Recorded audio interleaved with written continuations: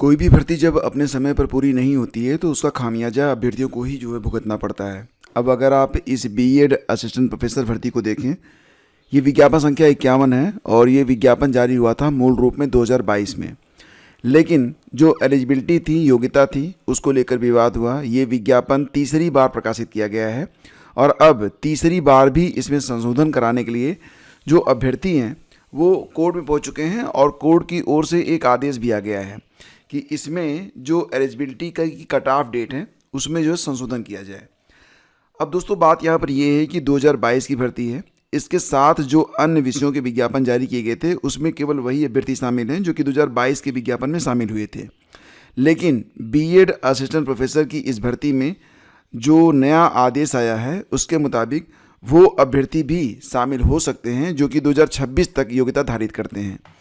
2022 की वैकेंसी है और इसे तीसरी बार केवल योग्यता के लिए एक बार रद्द हुआ, पहली बार 2022 वाला, फिर दूसरी बार 2025 में विज्ञापन जारी किया गया था, लेकिन योग्यता के लिए उसे दोबारा से जो है रद्द किया गया और अब इसे तीसरी बार जब प्रकाशित किया गया है 2026 में, आवेदन भी हो चुके हैं।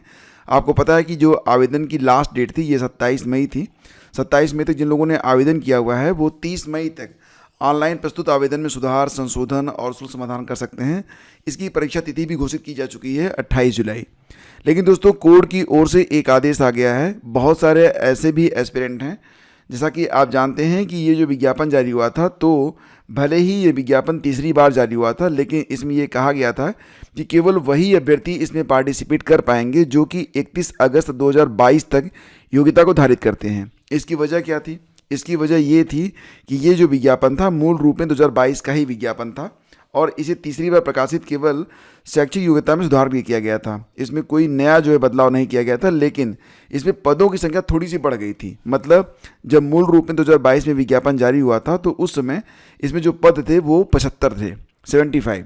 लेकिन इसमें 23 मई 2025 को जो पद 75 थे उनको बढ़ाकर 107 कर दिया गया था। लेकिन अब इसी बेस पर कि इसमें जो पदों की संख्या है वो 107 हो गई है, मतलब ये जो भर्ती है ये अपडेटेड है और अपडेटेड है तो वो अभ्यर्थी जो कि 28 अप्रैल 2026 तक, जैसा कि आप जानते हैं जो 28 अप्रैल 2026 ये नई कट ऑफ डेट है। तो दोस्तों यहाँ पर कोर्ट ने ये निर्देश दिया है कि प्रतिस्पर्धा के लिए कट ऑफ डेट यानी कि विज्ञापन तिथि 28 अप्रैल 2026, जिस दिन ये नया वाला विज्ञापन प्रकाशित हुआ था 28 अप्रैल 2026, अब इसको कट ऑफ डेट मानते हुए कोर्ट ने ये कह दिया है कि 28 अप्रैल 2026 तक जितने भी अभ्यर्थी योग्यता धारित करते हैं सभी लोग इस भर्ती में शामिल हो सकते हैं। तो यहाँ पर दोस्तों ना तो उन अभ्यर्थियों की मैं गलती दे सकता हूँ जो कि लंबे समय से मतलब इंतजार कर रहे थे एक नई भर्ती के लिए, लेकिन 4 साल के बाद यानी कि 2022 की ये भर्ती है, 2026 में अब इसकी परीक्षा तिथि भी घोषित कर दी गई है। तीसरी बार आवेदन लिए गए थे तो ऐसे भी अभ्यर्थी मतलब उनको भी व्यग्रता से इंतजार था कि काश कोई एक भर्ती मिल जाती जिसमें वो पार्टिसिपेट कर पाते, तो उन्हें यही भर्ती नज़र आई और इसमें शामिल होने के लिए वो कोर्ट भी गए। कोर्ट ने कहा कि क्योंकि ये जो विज्ञापन है भले ही तीसरी बार जारी हुआ है और 2022 का भले ही है, लेकिन क्योंकि इसमें पदों की संख्या जो है वो 75 से बढ़ाकर 107 कर दी गई है, इसका मतलब ये है कि ये जो विज्ञापन है ये अपडेटेड है और इसीलिए ऐसे अभ्यर्थी जो कि 28 अप्रैल 2026 तक योग्य हैं, जो योग्यता धारित करते हैं, वो लोग भी इस भर्ती में शामिल हो सकते हैं। और ये भी कह दिया कि बीएड असिस्टेंट प्रोफेसर भर्ती में नई विज्ञापन तिथि ही अर्हता की कट ऑफ डेट, और ये भी कहा है कि इलाहाबाद हाईकोर्ट ने आयोग को 2 सप्ताह में शुद्धि पत्र जारी करने का निर्देश दिया है। मतलब ये है दोस्तों कि अगर ऐसे अभ्यर्थी जो कि 28 अप्रैल 2026 तक योग्यता धारित करते हैं उनको भी इसमें शामिल किया जाता है तो निश्चित रूप से जो प्रतिस्पर्धा है वो अन्य विषयों के सापेक्ष, जैसा कि आप जानते हैं कि विज्ञापन संख्या 51 के अंतर्गत ही ये विज्ञापन भी प्रकाशित किया गया था और विज्ञापन संख्या 51 के अंतर्गत जो अन्य विषय हैं उनकी परीक्षाएं भी हो चुकी हैं, तो उसमें वही अभ्यर्थी शामिल हैं जो कि 2022 तक शामिल थे। मतलब 2022 में जिन्होंने आवेदन किया था केवल वही लोग शामिल थे। लेकिन इस भर्ती में अगर 2026 तक जो एलिजिबल अभ्यर्थी हैं अगर वो शामिल होते हैं तो इसमें प्रतिस्पर्धा का बहुत अधिक बढ़ जाना बहुत ही संभावित है। यानी कि इसमें जो अभ्यर्थी शामिल हो रहे हैं, जो पुराने अभ्यर्थी हैं, उनको नए अभ्यर्थियों के आ जाने की वजह से एक नई प्रतिस्पर्धा का सामना करना पड़ेगा। और निश्चित रूप से ऐसे भी अभ्यर्थी जो कि हाल ही में अभी जो है अपनी एलिजिबिलिटी धारित किए हैं तो वो उनसे ज़्यादा अपडेटेड भी हैं, तो इसमें जो प्रतियोगिता है वो काफ़ी बढ़ जाएगी।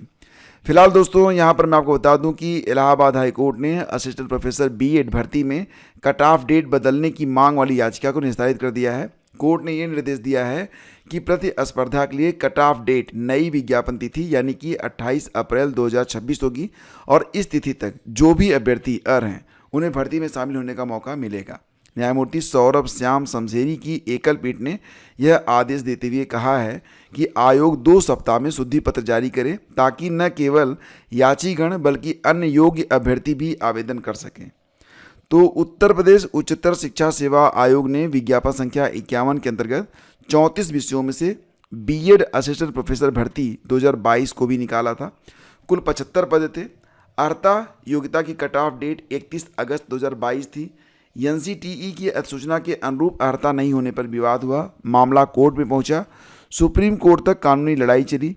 आयोग ने 23 मई 2025 को जो ये पदों की संख्या बढ़ा दिया ना, 75 से बढ़ा के 107 कर दिया, बस यही बेस बन गया है कि ऐसे अभ्यर्थी जो कि 28 अप्रैल 2026 तक योग्यता धारित कर रहे हैं उनको भी इस भर्ती में शामिल कर लिया गया। इसे रोशन कुमार पांडे और 29 अन्य ने हाई कोर्ट में चुनौती दी थी। हाई कोर्ट की तरफ से वरिष्ठ अधिवक्ता आर.के. ओझा ने दलील दी कि 2022 में याची अर्ह नहीं थे, बाद में हुए हैं। नई अधिसूचना 28 अप्रैल 2026 को जारी हुई और पद भी बढ़े, इसीलिए नई कट ऑफ डेट होनी चाहिए। आयोग की तरफ से कहा गया कि नया विज्ञापन सिर्फ योग्यता तय करने के लिए था। कोर्ट ने कहा कि रिकॉर्ड से साफ है कि पदों की संख्या बढ़ाई गई। तो मतलब कि 2022 के बाद कोई भी नया विज्ञापन जो है आयोग जारी नहीं कर सका है। आज तक आयोग नई भर्ती नहीं करा सका है।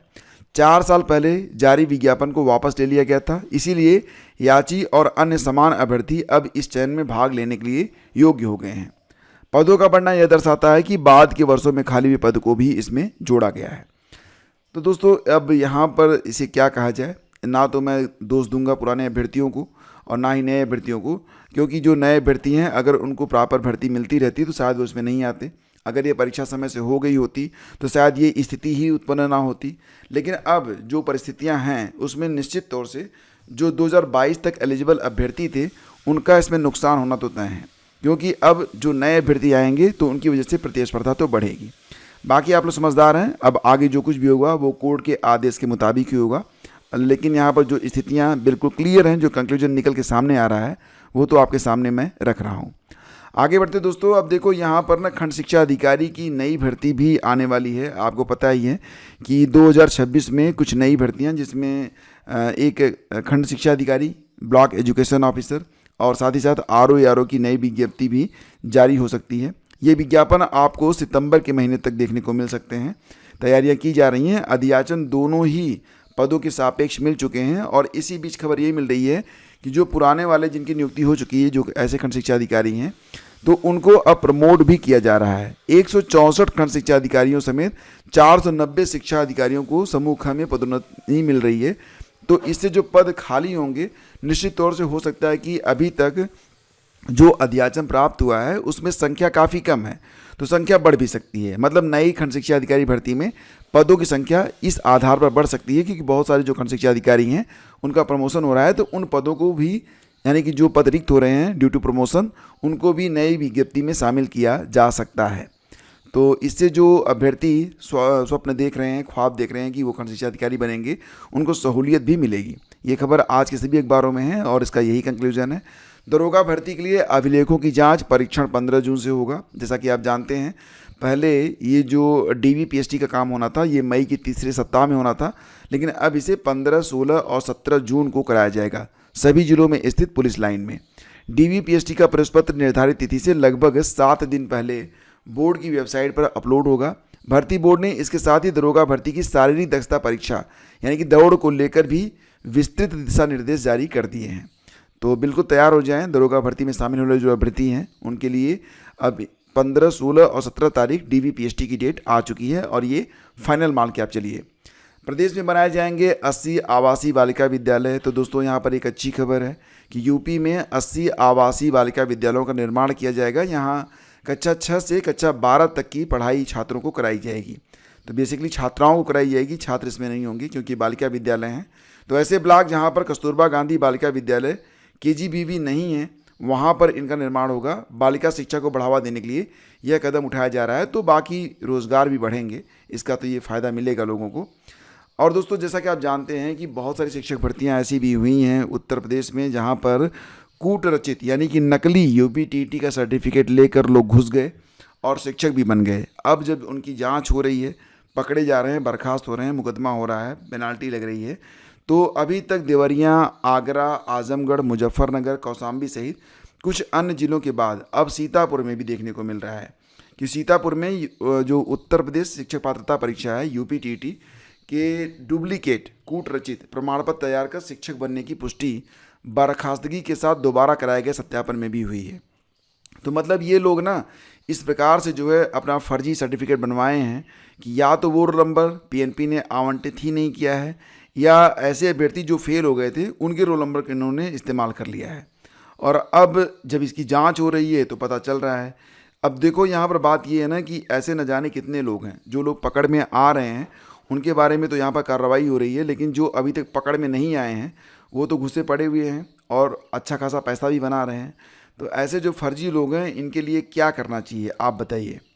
और जैसा कि दोस्तों आप सभी लोग जानते हैं, अभी हाल ही में लेखपाल भर्ती परीक्षा हुई, UPSI की परीक्षा हुई, GD भर्ती परीक्षाओं में भी अनियमितता का आरोप लगा। 29 मई को मनमोहन पार्क कटरा से कैंडल मार्च निकाले जाएंगे अभ्यर्थियों के द्वारा।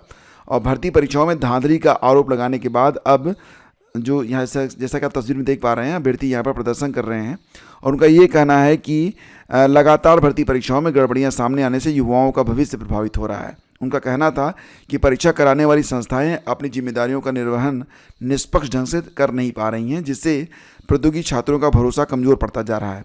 छात्रों ने विशेष रूप से लेखपाल भर्ती परीक्षा में धांधली के आरोपों की जांच कराने और UPSI परीक्षा का स्कोर कार्ड जल्द जारी करने की मांग की है।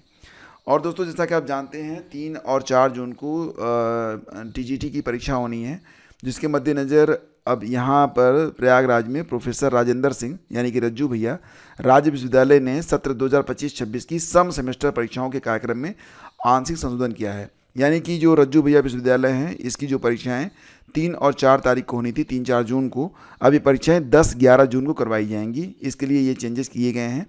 और आपको पता ही है कि बहुत बड़ी संख्या में ऐसे अभ्यर्थी हैं जो कि इस परीक्षा में यानी कि UPTGT 2022 की परीक्षा जो कि 3-4 जून को होने वाली है, तो इसमें शामिल हो रहे हैं। और इसका जो फाइनल एडमिट कार्ड है दोस्तों, ये आपको देखने को मिलेगा 30 तारीख को।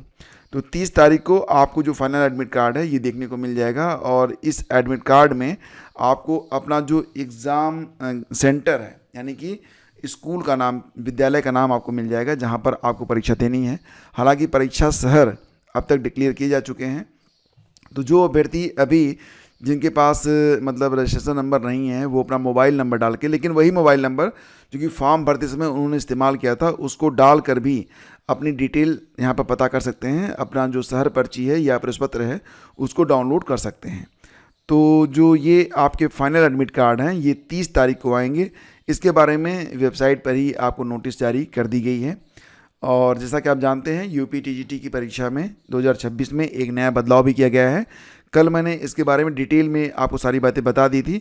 कोई खास बदलाव नहीं किया गया है, नेगेटिव मार्किंग नहीं होगी, GS को इंक्लूड नहीं किया गया है। जैसा कि आप लोग जानते हैं बहुत सारे अभ्यर्थी इस बात को लेकर लगातार सवाल कर रहे थे। मैंने कमेंट बॉक्स चेक किया था तो बहुत सारे अभ्यर्थी ये पूछ रहे थे कि सर क्या जो 2026 में UPTGT की परीक्षा होगी या PGT की परीक्षा होगी तो उसमें LT ग्रेड की तरह क्या इसमें GS भी इंक्लूड होगा? तो इसका स्पष्ट आंसर है नहीं होगा।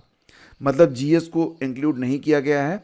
आपको आपके विषय से ही कुल 120 प्रश्न, पहले 125 प्रश्न पूछे जाते थे, अब 120 प्रश्न पूछे जाएंगे। पहले जो पूर्णांक होता था 500 होता था, उसे घटाकर 360 कर दिया गया है। ठीक है, तो मतलब कि इंटरव्यू भी नहीं होगा, GS भी शामिल नहीं होगा और जो अपर एज लिमिट है ये भी नहीं लगाई गई है। तो आप बिल्कुल निश्चिंत होकर अपनी तैयारी कर सकते हैं। बदलाव सिर्फ इतना हुआ है कि जो पूर्णांक था वो बदल दिया गया है, प्रश्नों की संख्या बदल दी गई है।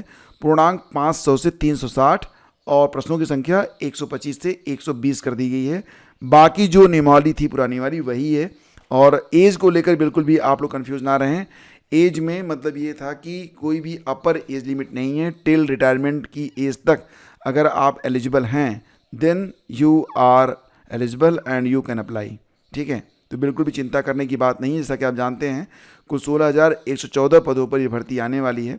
विज्ञापन अभी जारी होने में समय लगेगा। मैंने आपको बताया भी था कि विज्ञापन अभी इसका जो है वो, जैसा कि आप जानते ही हैं, अभी जो है जून आ गया है, तो जुलाई अगस्त के महीने में ही या उसके बाद ही आपको ये विज्ञापन देखने को मिलेगा। मुझे तो पॉसिबल है कि लग रहा है कि 15 अगस्त के बाद ही आपको ये विज्ञापन नए वाले भर्ती का देखने को मिलेगा।